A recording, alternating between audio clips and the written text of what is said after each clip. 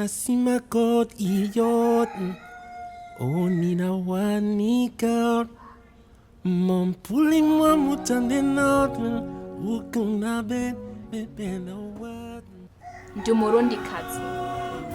I am Burundian. Who owns just a US passport? Whose passport says place of birth, Congo, Kinshasa? Whose government systems can seamlessly trace back to Tanzania only? Whose accent is ambiguous, whose demeanors can hardly be placed.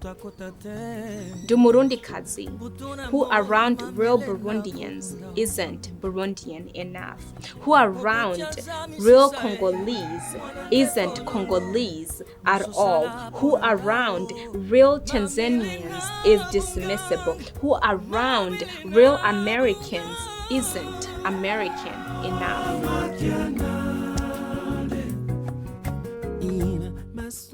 It is now my pleasure to introduce our graduate student speaker, Bertha Nibigira.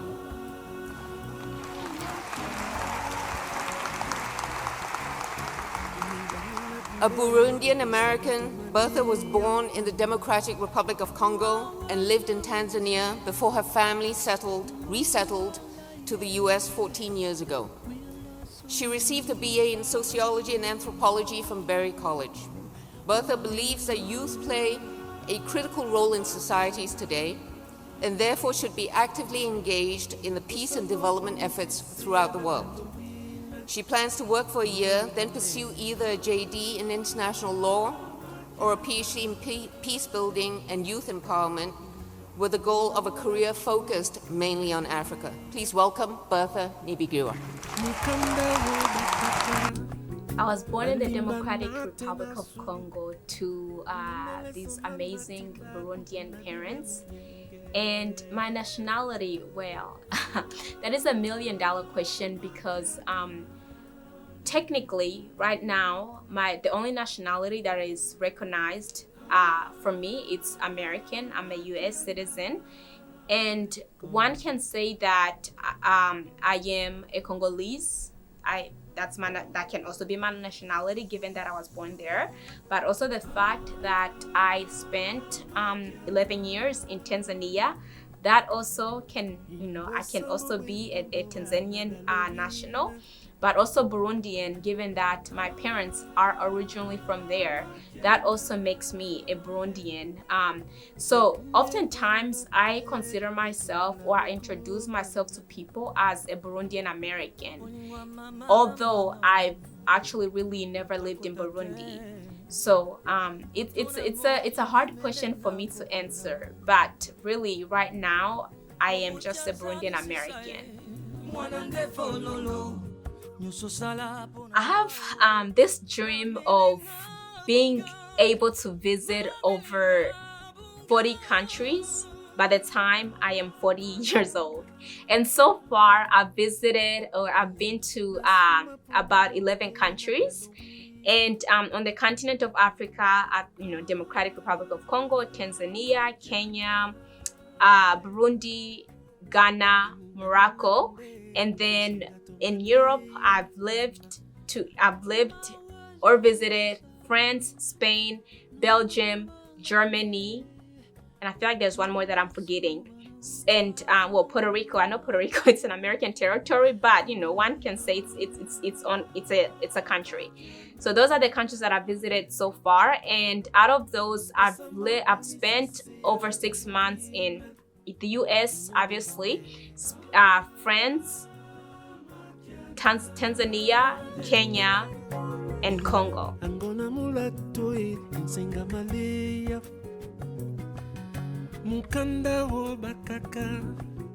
Right out of my mom's womb, I was introduced to people with different cultures and different backgrounds.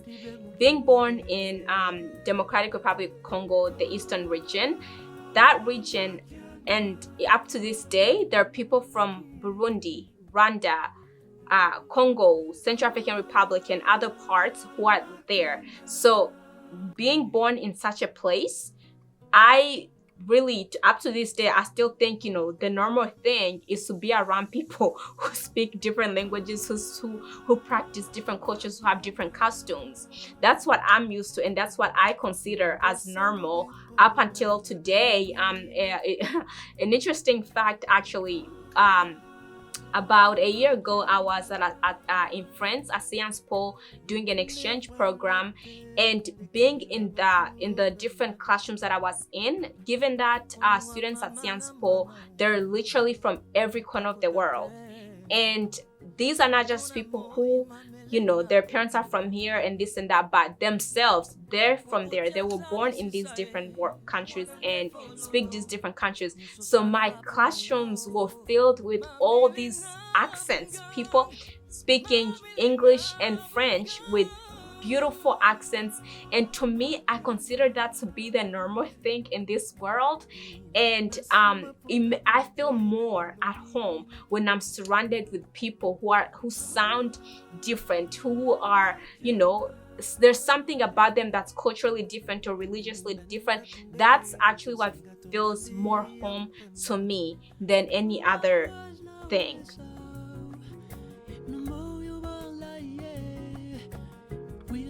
Assimilating and integrating into different culture, that's something that I've been doing constantly, again, since at birth. So it became, for me, getting into a new culture, interacting with new people, it's something that at this point really it's something that becomes really natural to me. Since, right at birth, we had Burundians, we had Congolese, we had Central African Republic people, we had all these people. So at home, I remember, even though we're Burundians, I learned to speak Swahili, and I was interacting with people Swahili speaking.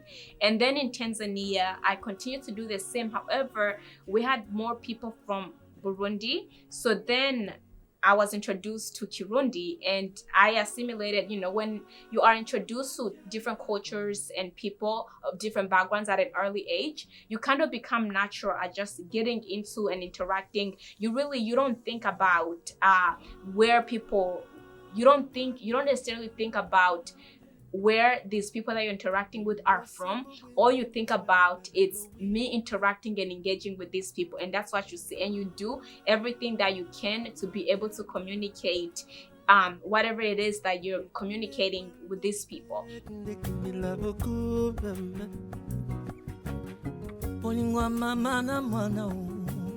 Being in the US, coming into the US, the hardest challenge that I had for me was not the assimilation part or the integration part, but the thing that I had the hardest time was people on the other side not reciprocating.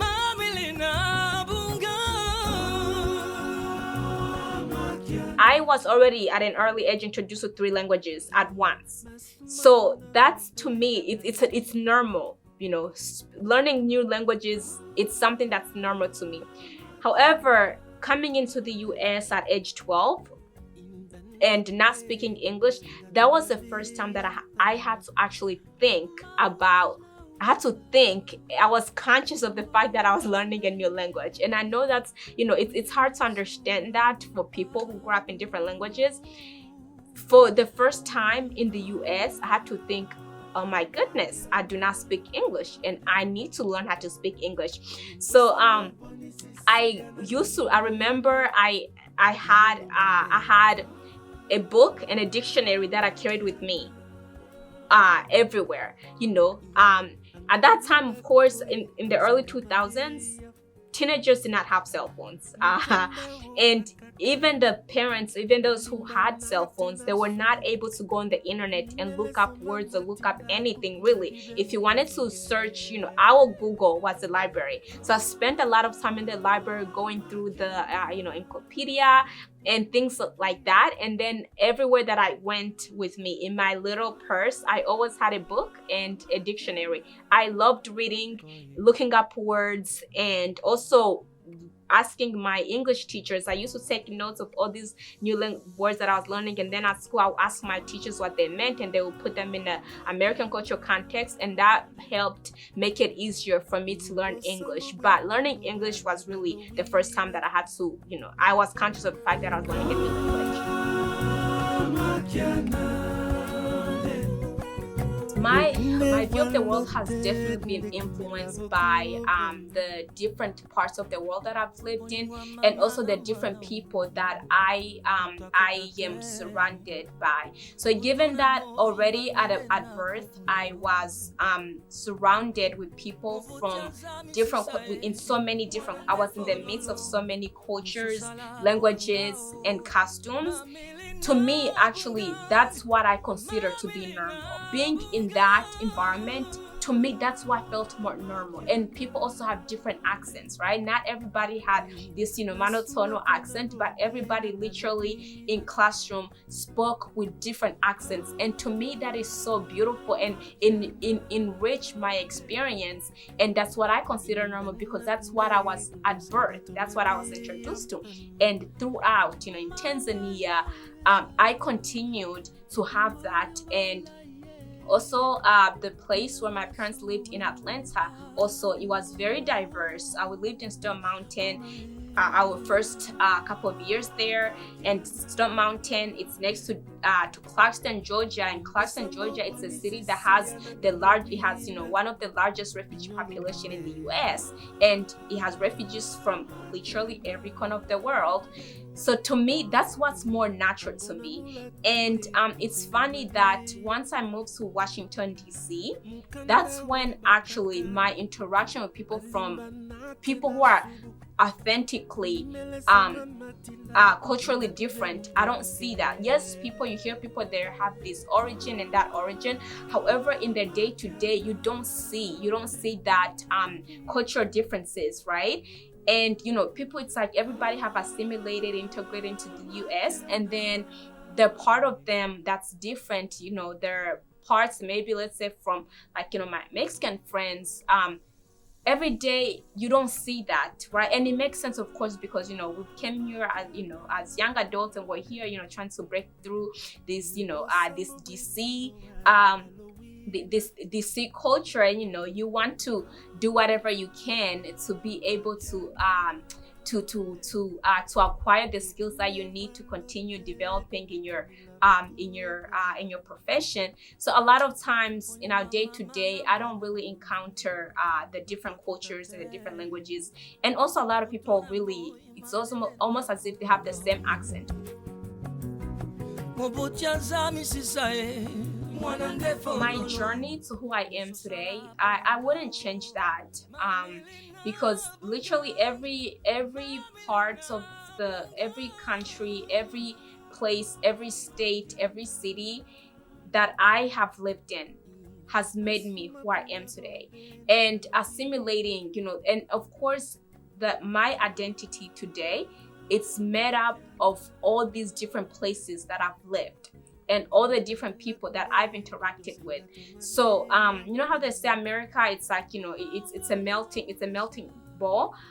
However, I think for me, who I have become, I'm more of, I don't know if I can, maybe between a salad and a soup, right? It's like all these things, these different qualities of different people, different parts, these accents, these all of that, I've somehow taken them in, and I've created this beautiful salad, right?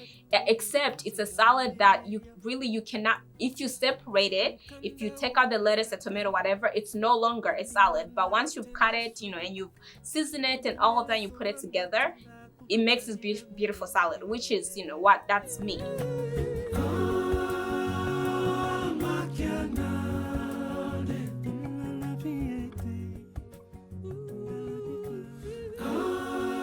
Being being a third culture kid to me essentially means being a global citizen, right? A third culture kid, of course, is a person, you know, who was raised in a culture outside of her or his parent. This person, this third culture, it's a culture that this child has created that has some elements of her parents' culture, of the culture that she's in, and all the other cultures that this person has ever experienced.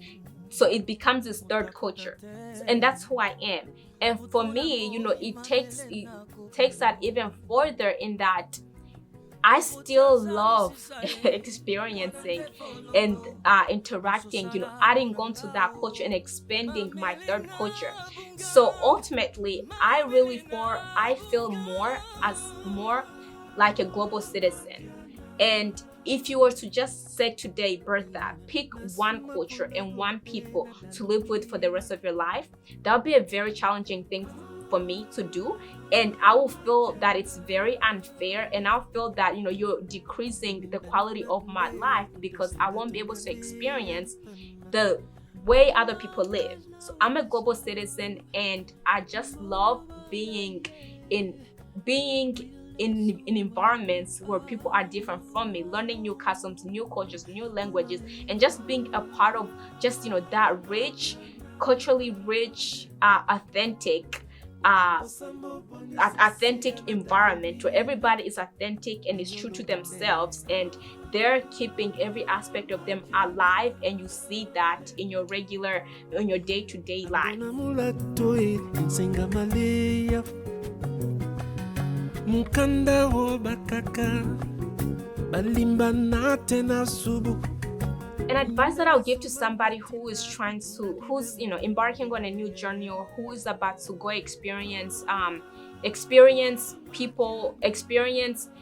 be with people who are different from them, whether culturally, religiously, you know, however way you want to put it.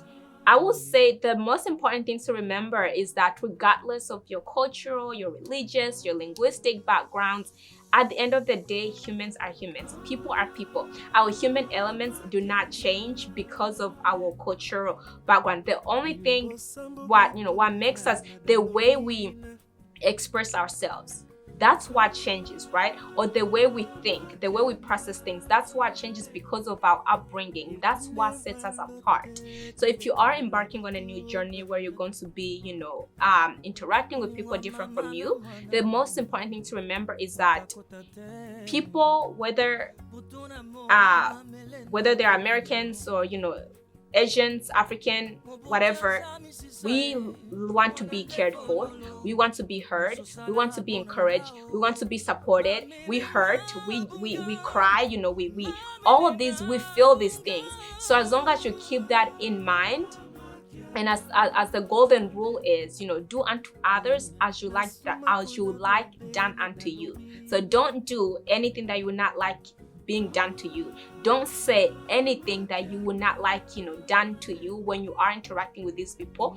And just, you know, be sensitive to their needs, right? Just as you want people to be sensitive to your needs and your wants and your desires.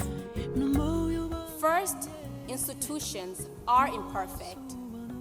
I know refugee stories of violence, fear, and hopelessness. But I also remember my refugee camp, the sweet and sticky mango juice on my fingers, and my happy childhood. 2, to be successful, we must constantly be aware of contradictions and failures. We have to accept hope and accept despair.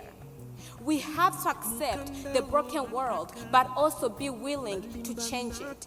Work to improve institutions and build communities.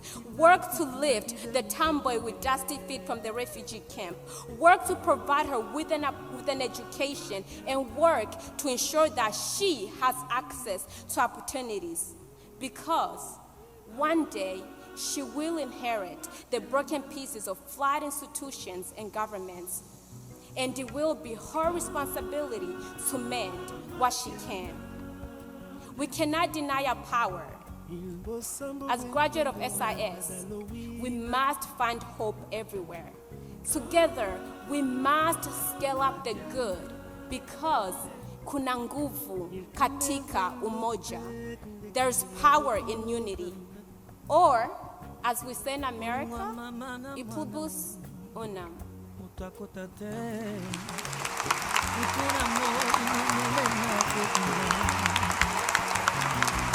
Obotianzami sisae mwanande fololo nyuso sala ponangao mamilina bungang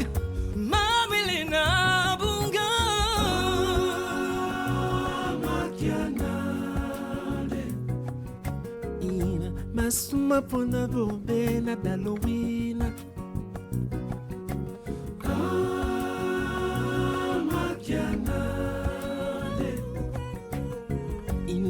Naknde ndo sengato malia mama mawas na wesa